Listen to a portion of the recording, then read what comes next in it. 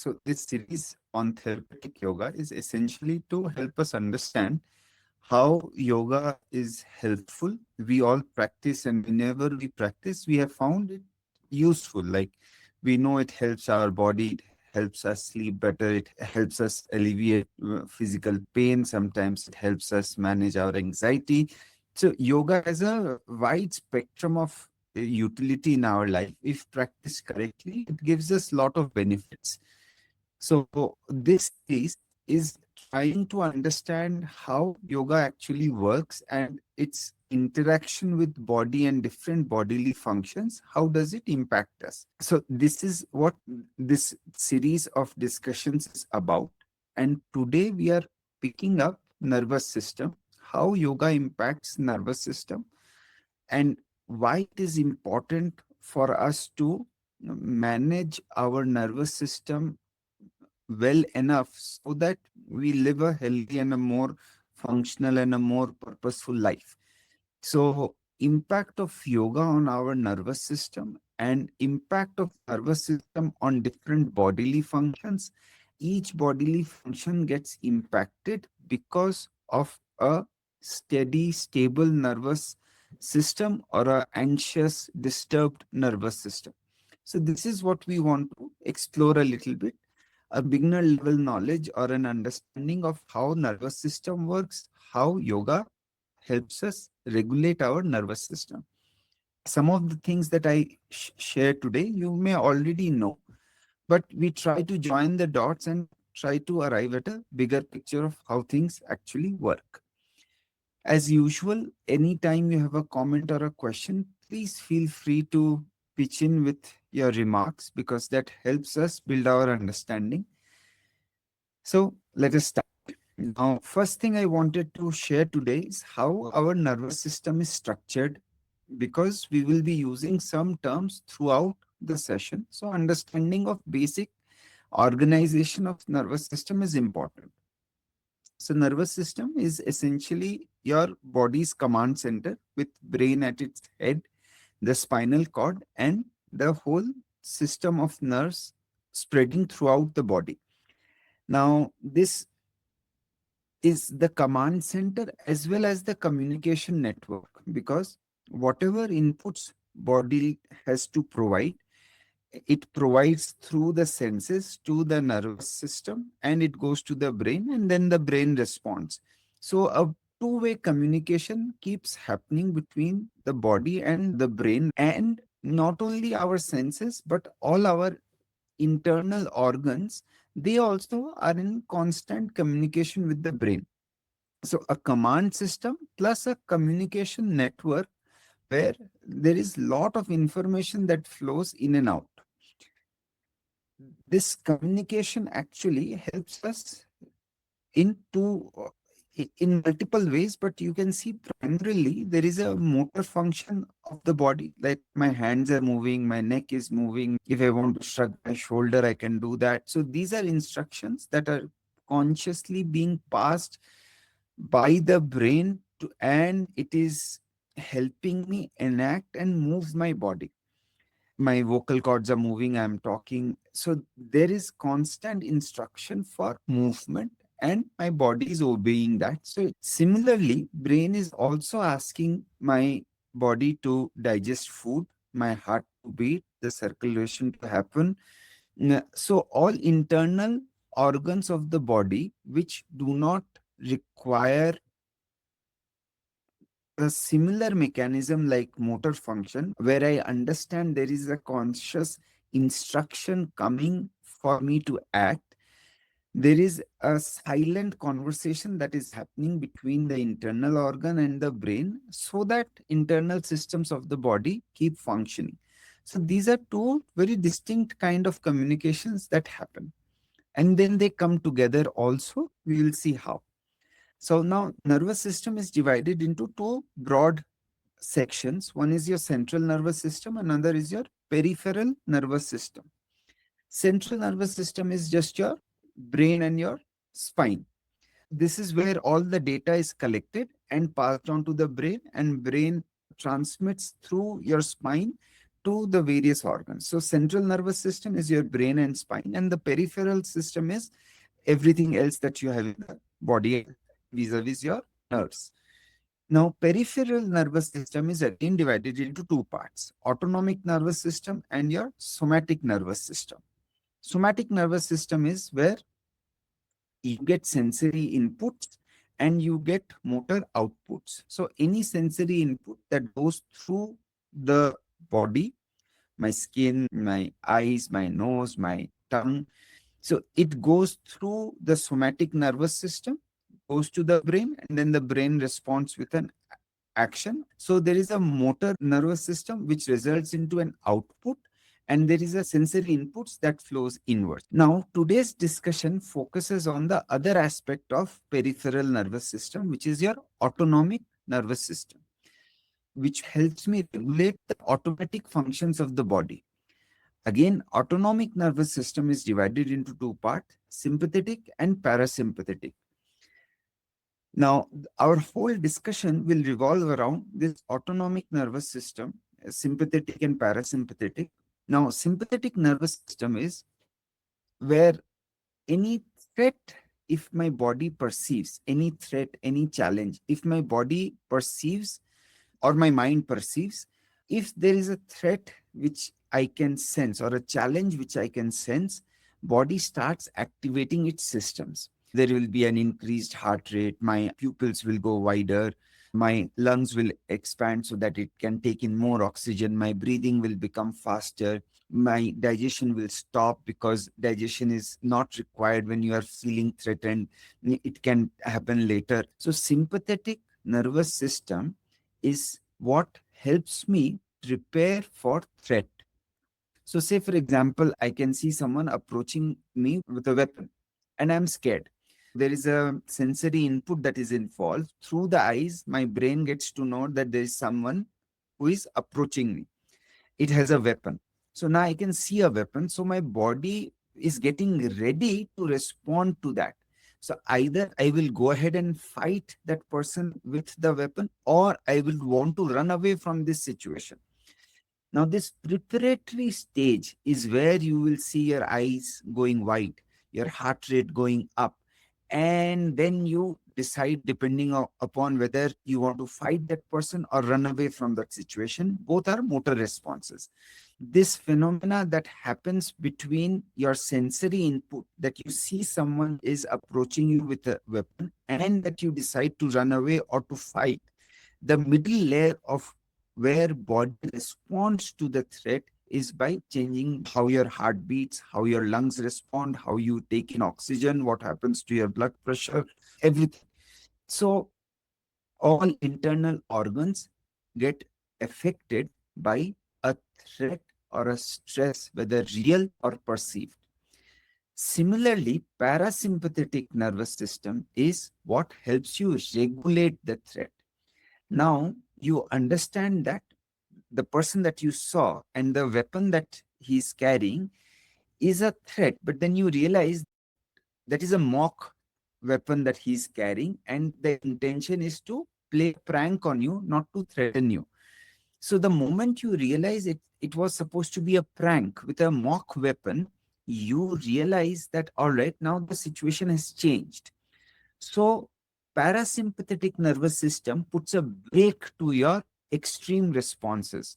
So the heartbeat will be normalized. The lungs will come back to its normal size. Eyes will come back to its normal size. And once your body and mind is totally convinced that it was not a real threat, then the digestion will start again. Then your food will be pushed, digestion related, stomach is flushed with proper acids, proper hormones are released, a proper functioning of the body where body can rest and digest and recover and feel safe. That process is initiated. So that is what you call a that the part of nervous system which is responsible for making you feel safe is called parasympathetic nervous system. The nervous system divided into two parts: central and peripheral. Peripheral again divided into two parts: somatic and autonomic, and autonomic nervous system is divided again into two parts, sympathetic and parasympathetic nervous system.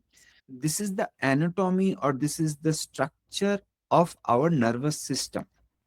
In this discussion, there is a particular nerve that plays an important role, that is called the vagus nerve. That's the longest running nerve in our body, that runs from the brain to the abdomen, and it touches several important areas of the body, from your facial muscles to your heart to your gut to your throat. So it impacts to the digestive organs. So every organ that you have from the head onwards, down to throat to lungs to heart to your digestive organ up to the abdomen, your intestine, vagus nerve has an impact on multiple organs. And because it has impact on multiple organs, this study of vagus nerve becomes important for us. So if parasympathetic nervous system is what puts the brakes on extreme responses of the body, then this vagus nerve can be considered as the most important brake cable in the body. It is responsible for almost 75 to 80% of the parasympathetic communication that happens in the body. Now, this nervous system takes in information from outside and passes to the brain, which is 80% of its task, collecting information and passing on to the brain. And 20% of its task is to push back response from the brain to the body based on the accumulated data. Communication happens through this vagus nerve, and it impacts multiple organs. Say, for example, this heart rate that got increased because of threat perception, it calms down because there is a particular chemical that needs to be released, and that happens because of the vagus nerve. The acid in the stomach that will help me digest the food and then push the food to my intestine gets released because of this vagus nerve. My body, whether my immune system will kick in or not to reduce inflammation, also is regulated by this vagus nerve. My throat, my swallowing, my vocal cords, everything gets impacted by vagus nerve. So when you are feeling tensed, or when you are feeling nervous, if you feel dry in your throat, or if your voice feels slightly cracked, it's a sign that nervous system is acting. Now, how quickly I recover from a stressful situation depends upon how healthy my vagus nerve and its responses and its function is. So there's a term called vagal tone. If my vagal tone is high, it's a measurable criteria that doctors can measure, high vagal tone or low vagal tone. If my vagal tone is high, then my recovery from any stressful situation will be way better than if I'm operating at a low vagal tone. Now, there is also something called a vasovagal response. What is a vasovagal response? Where I am overreacting. So, say for example, I see a sight of blood somewhere and I faint. If that is the situation, then that's an overreaction by the body. Or if I hear somebody's news of demise and I respond with inconsolable crying, and it does not stop even after, say, 30, 40, 50 minutes, somehow my emotions are not under my control, then that's overreaction. So all kinds of overreaction also is a false response to threat, and that also is regulated by my vagal nerve. So again, summing up, what we have discussed so far is how nervous system is structured. And you will see, when we are discussing about our nervous system, there are two primary things that come out. One, from an evolutionary perspective, my nervous system is designed for action, like motor movement. A lot of my nervous system is involved in how I move physically, and my limbs are controlled by my brain. And second, from an evolutionary perspective, my body and my mind is trained to look and scan for threats. If there is a threat or not in my environment, that I am supposed to scan and I'm supposed to respond to it because my life depends on it. So I am designed to scan the environment, look for safety or look for threat, and I'm designed to move. So these are two primary things vis-a-vis evolution. There is a third thing which is also important, where human beings look for integration and meaning in life.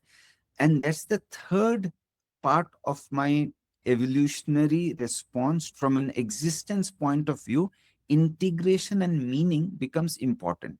Now, integration and meaning, there are parts in my nervous system that help me do that. So there is a part that helps me handle emotions. That's my limbic system.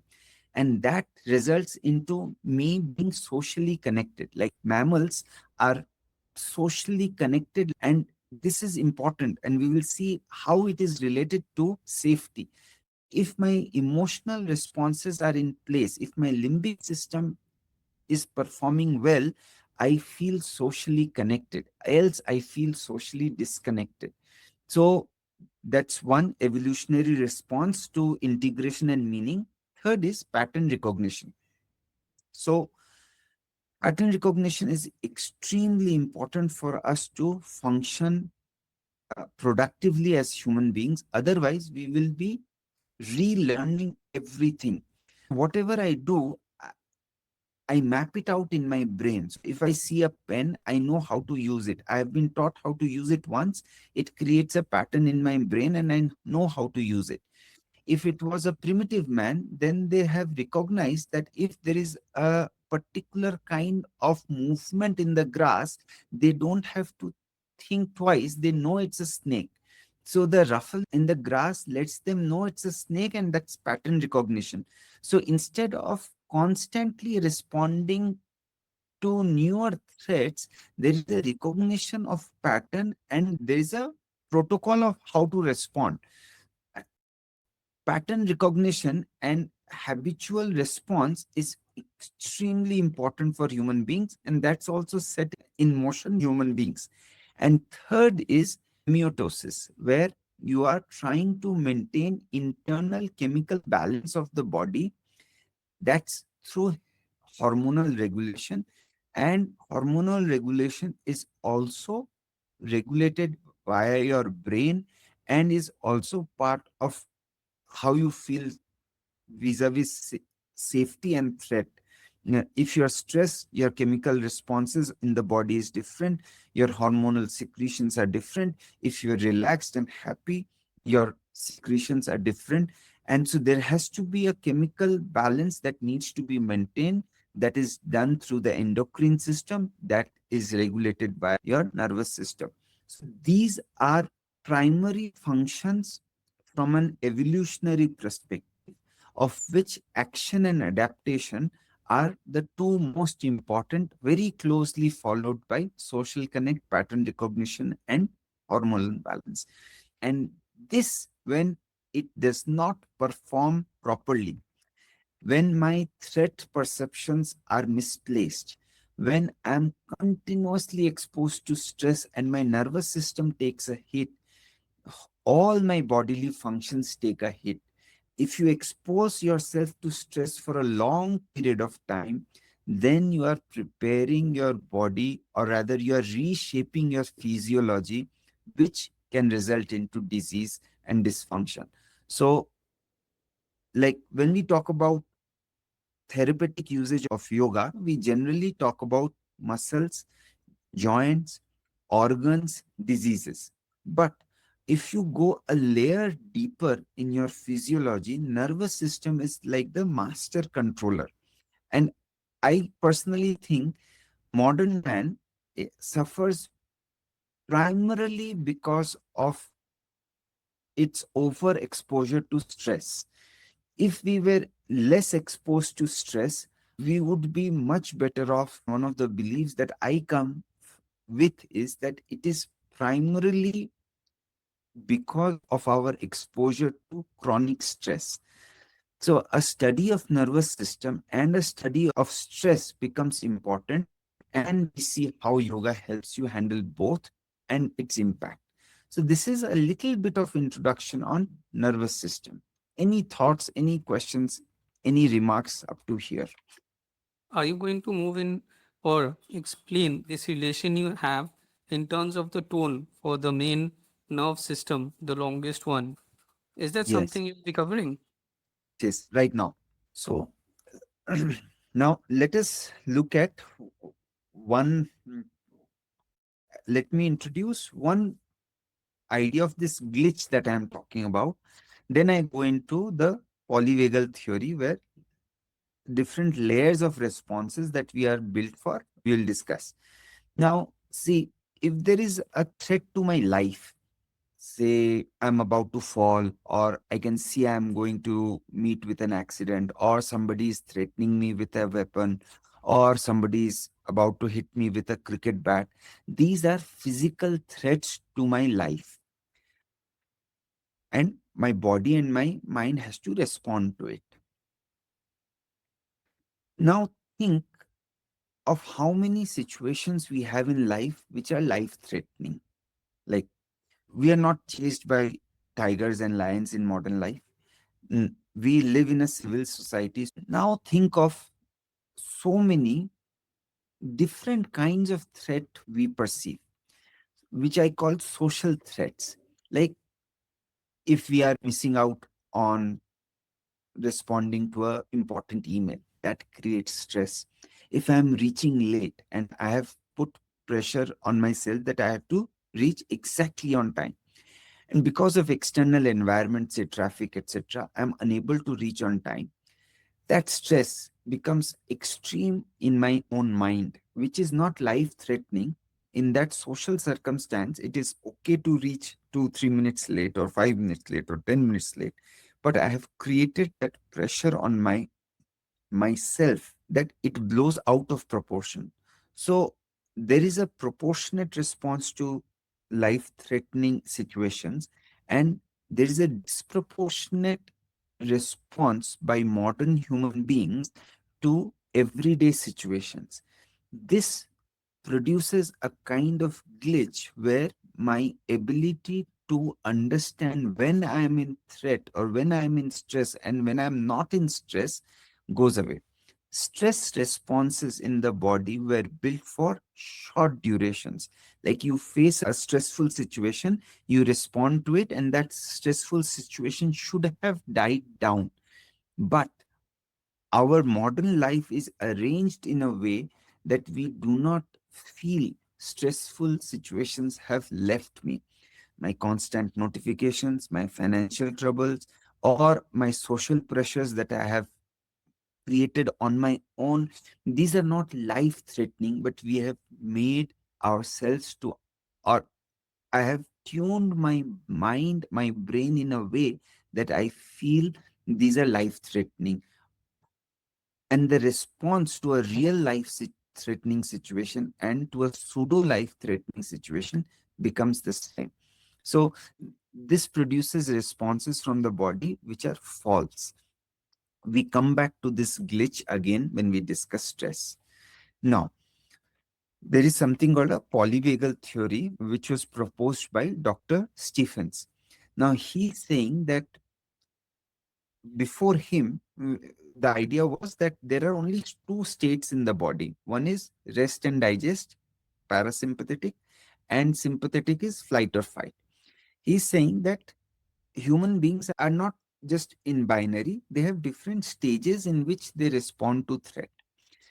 And he goes on to explain that in his theory. I'm picking up the three broad classifications from his theory that he explains. So these are three states that I come to. So first of all, polyvagal theory. The term poly, which is multi, vagal is the comes from the vagus nerve, and the theory which says that my vagus nerves helps me respond in multiple ways to different situations that I am in. So what he's trying to say that there is a nuanced response by human beings to different situations that they face in life, and not all situations are life threatening, and neither all situations are make you feel safe. There are different shades that human beings experience, and they respond accordingly. So, different behavioral states that human beings experience, that is what this theory talks about. And I am just picking up the three broad classifications of it.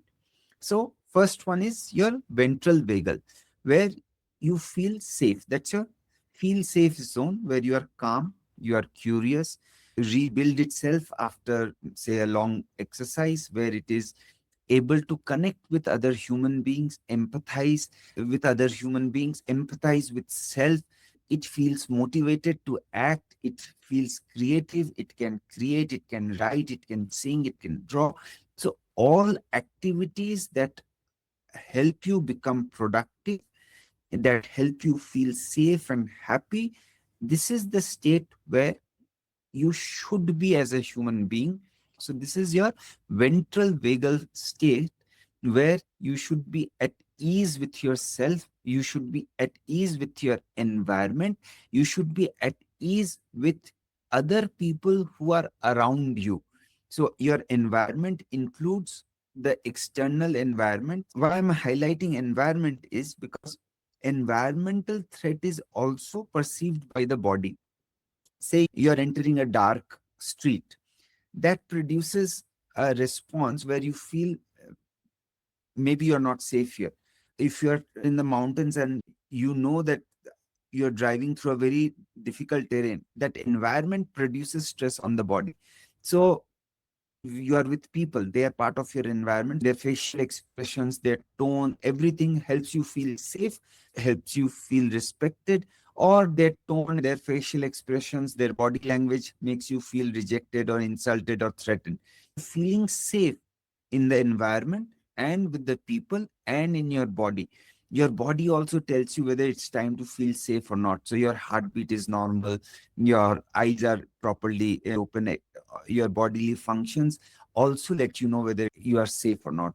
So ventral vagal state is where you feel safe, you feel happy, you feel creative, you feel curious, you feel you can learn something new, you feel you can deliver something, you feel connected to human beings. Ventral vagal. Then is the state of mobilization. Mobilization is where I was giving you an example where the body is preparing to respond with an outward expression. Inwardly, it is preparing for a response to threat. So this is where your threat responses that we have been discussing in the flight or fight mode gets generated. So your internal organ starts preparing for a threat response, which results into a mechanical response. So you will run or you will scream or you will protect yourself or whatever. So this is your mobilization state where your internal organs get impacted, where your hormonal secretion get impacted, where your heart rate gets impacted, where your breathing pattern gets impacted, your even excretory system gets responded. Yeah. So this is the second state of mobilization, mobilizing for threat response. Third is your dorsal vagal state where system just shuts down, that it wants to protect your life and it will do anything to help you survive, and in that you will just freeze. So you don't respond externally at all, you just freeze and wait for the thing to pass. So this is the extreme state where you do not react outwardly and you freeze, that you see something very strong and you don't know how to respond and you are frozen in time. Even when you go into a state where you cannot connect at all with other human beings, you freeze emotionally, that is also freezing. And if you are exposed to this kind of freezing for a long time where you cannot connect to human beings, then you go into a state of depression. So dorsal vagal state is any kind of freeze that happens to protect yourself, body's intention is to protect you.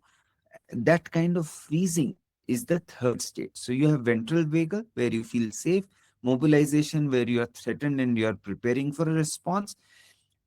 If it can be mitigated at the mobilization state, well and good. Otherwise, dorsal vagal state is activated in the body, where you freeze completely and you do not respond. So these are three states that primarily this polyvagal theory talks about.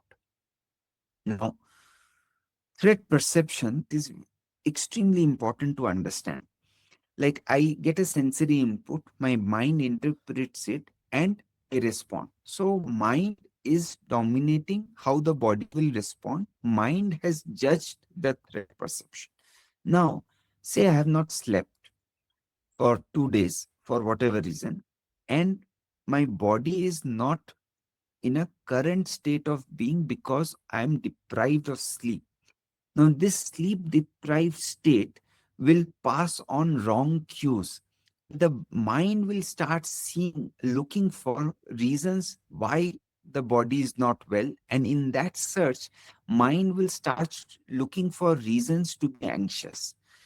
So if my body, it can be chronic pain, if my body is experiencing extreme or chronic pain, it will continuously look for reasons to be anxious, because sleep deprivation, pain, these are responses that body gives out when it is threatened. Now, if the body is experiencing it because of poor lifestyle or work pressure or whatever reasons, if the body is not well, mind again goes in a tailspin and it starts looking for anxiety and stress. So, mind impacts your perception of threat. Similarly, body can initiate and push your mind to read threat perceptions falsely. My body, if it is not well, can cloud my perception of threat. Even when there is no threat, it can feel threatened. Now, there are two more concepts that are proposed in the polyvagal theory. So, before this polyvagal theory was proposed, the idea was that all threat perceptions has to be thought through. There has to be a conscious awareness of threat. Now, what polyvagal theory is saying, that there is something called neuroperception, where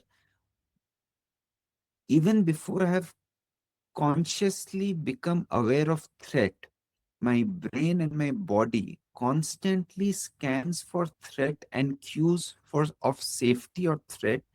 My body keeps scanning and keeps sending data to my brain whether the environment and people around me are safe or not. If that's a threatful situation, then the body responds, and sometimes this response is even before I have consciously recognized the threat. So this is what you call a neuroperception. Neuroception, sorry. Pole and vagus nerve simulation. It was done by my physio and was something experimental, and I feel so very calm and floating almost. Is it good to stimulate nerves? Machines. Okay. So she went through a machine which helped her activate her vagus nerves, which helped her calm down. So a machine can help you calm down, definitely. I'm not aware of such a experimental machine, but if it exists, it will help you calm down. However, yoga does exactly that, just that the process a little bit longer, but and also the effort required is much more. So you require discipline, you require effort to show up, to practice, etc. But yoga is definitely a way that can help you improve your vagal tone, so that you have a high vagal tone and you can calm down and you can come back from stressful situations much faster. Now, so neuroception. So there are three states that polyvagal theory talks about.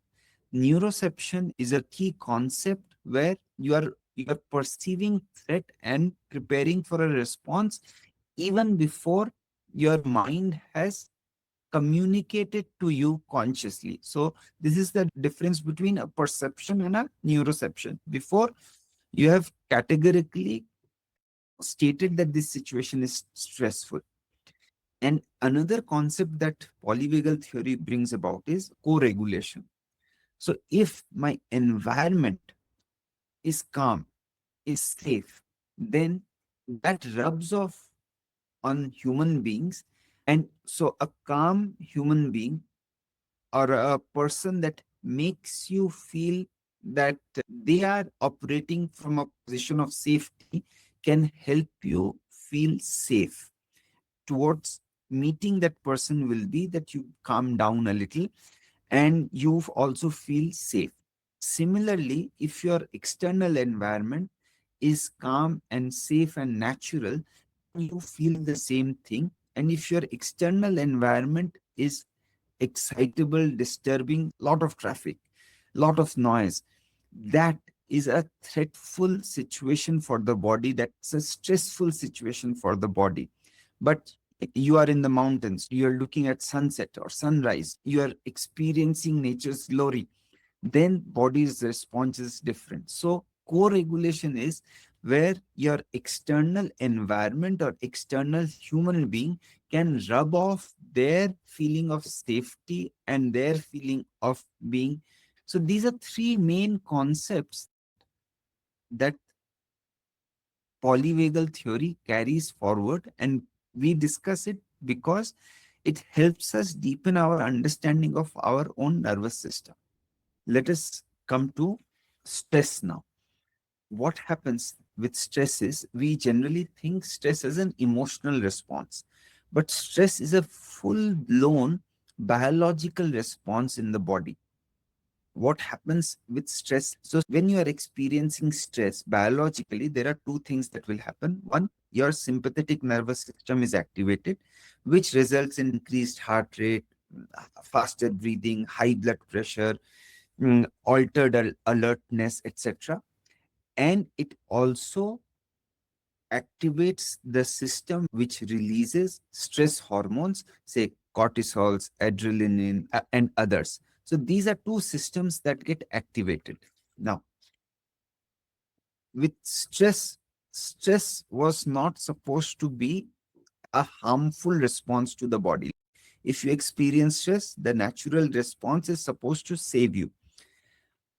And the fact that responses for stressful situations were supposed to be for a shorter duration. The problems arise because modern life is designed in a way that human beings cannot escape the periphery of stress at all. We constantly experience some kind of stress, whether it is financial or relationship or environment or social media. We have created our life which revolves around generating responses to low level of stress throughout, which our body is not prepared for. Extreme stress, body can handle. Long term stress, whether of low degree or of heightened nature, we are not ready for that. And that disrupts bodily function, which results into several diseases. Now, I have made a list of how it impacts. See, cardiovascular system gets impacted because of high alertness and vascular tension because of stress. Increased heart rate, elevated blood pressure, our arteries experiencing inflammation. These are all things that cardiovascular system goes through because of constant exposure to stress, which results into hypertension or heart attack or stroke or some kind of coronary artery disease, etc. Immune system is weakened if there is constant stress. Weakened immune defenses results into increased inflammation.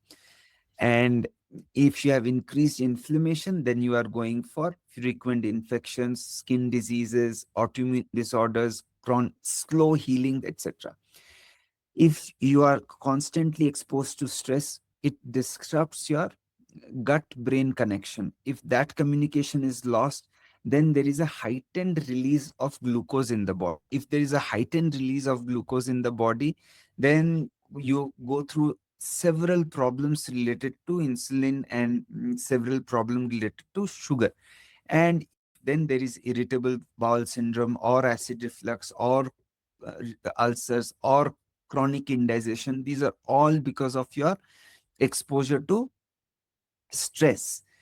Then if you take your muscles and bones, they experience constant stress. Then you have pain in your neck, your shoulder, your jaws.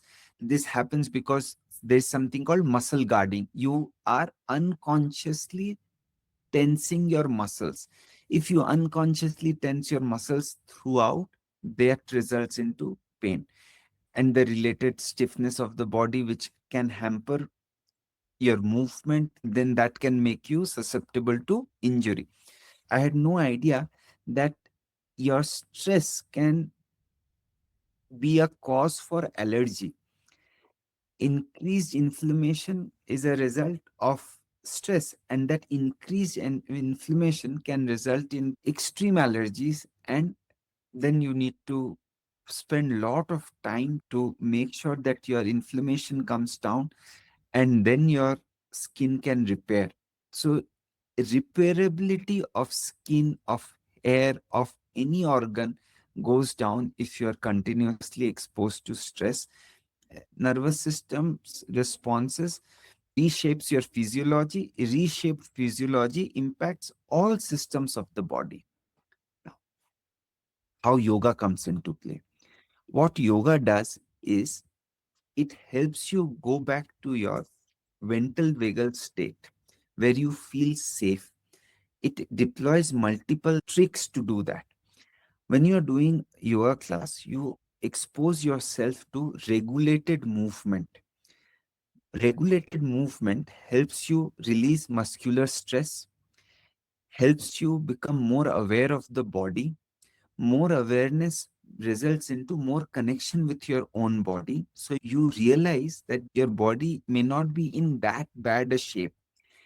And that results you into relaxing your body through muscular release, through stress release in the joints, and by becoming more aware. So that's movement path. Breath regulation helps you take care of your heart, your lungs, your respiratory system, your circulation, and that also helps you reverse the results of increased stress hormones in the body. That actually regulated breath results into release of anti-stress hormones. So if you're doing yoga, you continuously inhale and exhale, and that helps you manage your nervous system.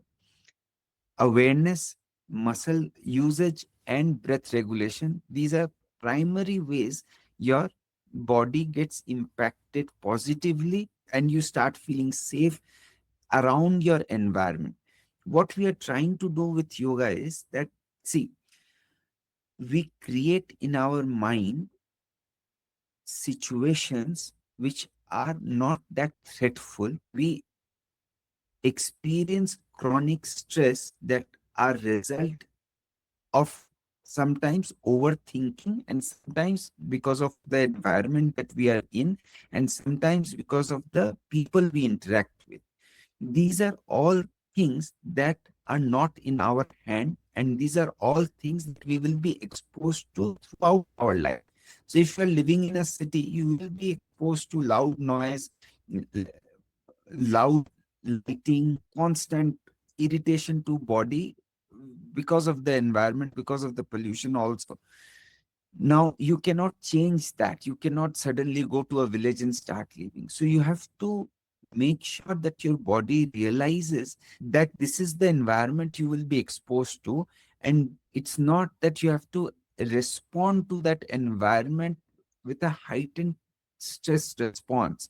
The response is to become strong, to improve your immune system, not to weaken your immune system. So yoga helps you because of the physical movement, because of the body awareness, because of this conscious redirection of attention. So from stress, you consciously redirect yourself to your body. Your breath regulation, your extended exhalations that you do, your muscle engagement and stretching, joint movements. These are all things that help you feel safe in your own body, more in control, relaxes your nervous system.